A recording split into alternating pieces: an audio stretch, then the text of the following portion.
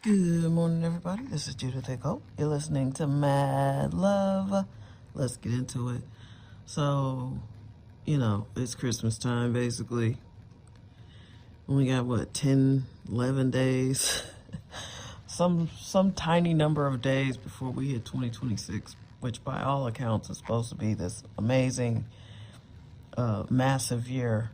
So, we got to just pick all the stuff that we're going to leave in 2025, which was a hard year. When you think about it, people really went through the ringer. I know I did. And it just felt like a hard but a very quick year, but a long year at the same time. Like, the unpleasant stuff was really unpleasant. Like the government shutdown and people getting furloughed and people losing jobs. And I mean, it's so hard to decipher all of it and take all of it in. Trump came in like a bull in a china shop, and Elon Musk and all that damage they did. I mean, obviously this stuff is crumbling and collapsing and morphing into something else. And the only good thing is we'll be able to build a better society when all of this is crashed, because that's obviously what's about to happen.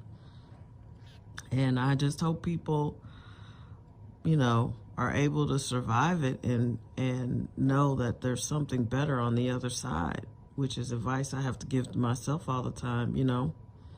I was really, really struggling at the job I had for 7.5 years, and I just had to go. It just wasn't, and I stand by that decision. It was very, very stressful in ways that I don't like to be stressed at work towards the end there. It really almost had everything to do with a management style that I respond better to than other styles. I don't like blanket, like you need to discipline 3 people and then you just punish everybody for those 3 people's bad behavior.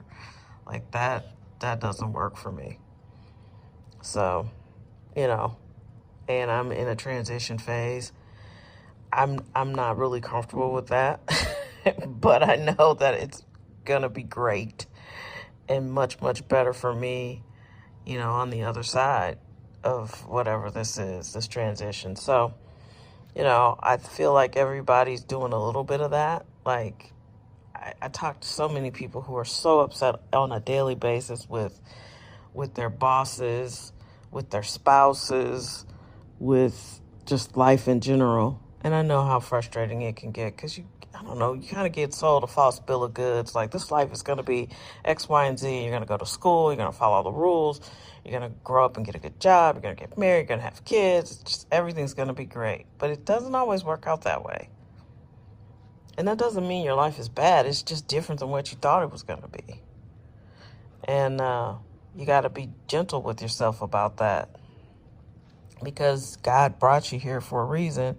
You took on this assignment, and only you and God really know what the assignment is. But whatever it is, it can only come from you, and sometimes that means you gave birth to someone who's going to go and do great things, and you raised that person, or you're the best coworker someone's ever had. Like, quietly, you don't know this, but many people have not harmed themselves because of knowing you. Like, that's an awesome responsibility to have. And all of us carry these little missions with us, but we just don't know what they are. Well, when you get still, you know what yours is. And I think that's where I am, in the stillness of figuring out exactly what my mission is. For so long, I just thought it was making movies, but I think it's a little deeper than that. And since I've never made a movie, I have to assume that my mission has been something else all this time. But speaking of something really entertaining to watch, I know one of my friends mentioned it to me last year or earlier this year when it came out, and one of my friends who lives in LA, she was like, "Oh, you'll enjoy it." So I watched Forever on Netflix, since I got Netflix for Puffy, and It was really good. Now, I think they just wanted to give Judy Blume some money because I don't remember the book that well, but nothing I was watching was reminding me of the book that much, except for the young. I think the people in the book are young and they want to have sex, and I think they do have sex. This was a very modern telling of that story. But I will say, I think they just wanted to big up Judy Blume, which is fine by me. I was an avid reader, and I was an avid reader of her books. And I did read Forever. And I do love the TV adaptation, even though it doesn't really remind me of it. It is very well paced. It's slow like the book.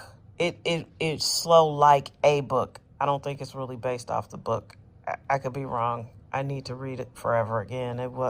Gosh, we are talking like 40 plus years ago. Forever might have come out. I think I might have been in 8th grade. So yeah, it's been a long time. But it was very good, very well done, very well paced, beautiful cast, very thoughtfully filmed. It makes you want to fall in love with LA. It's a love letter to LA, and just a love letter to Black love. And it was beautiful. And I hear they're getting a second season, and I hope they do. It's also a love letter to Howard University. So, they had me there. And, I don't know if anybody behind the show went to Howard, but it was a lovely sentiment. And they only had one person who knew the phrase, "Ain't you know?" You got to do better with that. So if they film at Howard, that would be dope.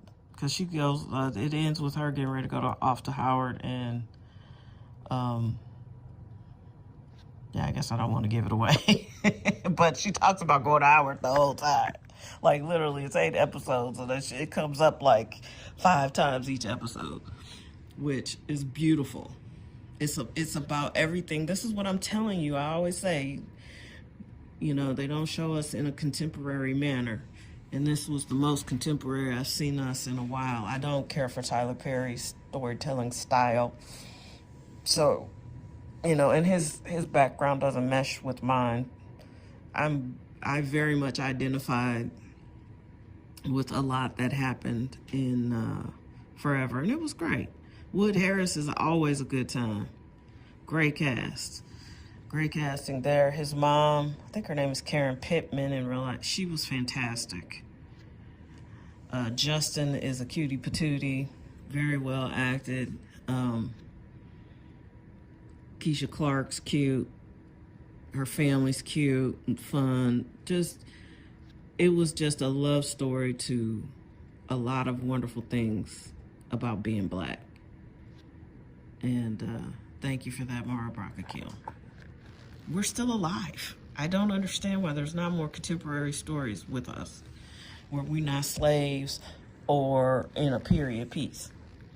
Demonic in the 40s or something. Like, we're still alive, doing great things, falling in love, breaking each other's hearts, getting hurt, getting crushed. That still happens to us, just like everybody else. It was a beautiful thing to see. If you have a chance to check it out, Forever on Netflix. Take care of yourselves. It's the Friday before Christmas. So I'm going to assume everybody's going to be super busy. I will podcast as needed next week, but know that I just think we're about to hit the most amazing time in history. I'm glad to be a part of it. I'm glad that you're here to be a part of it as well. Let's go be great, and let's live our best lives. Thank you for listening. Like, subscribe, hit those 5 stars. Let's continue to grow the podcast. I was thinking about shutting the podcast down, and then I had a couple people ask me not to. And then I saw my numbers, and I'm like, oh, well, the podcast grew by 1,000%. Can't shut that down. Yeah, that's a win, baby. So take care. Have a great evening. Not evening. Have a great weekend. Take care of yourselves. Be safe. Like I said, like, subscribe, share. Give us those 5 stars. You know, let's just be the best. Take care.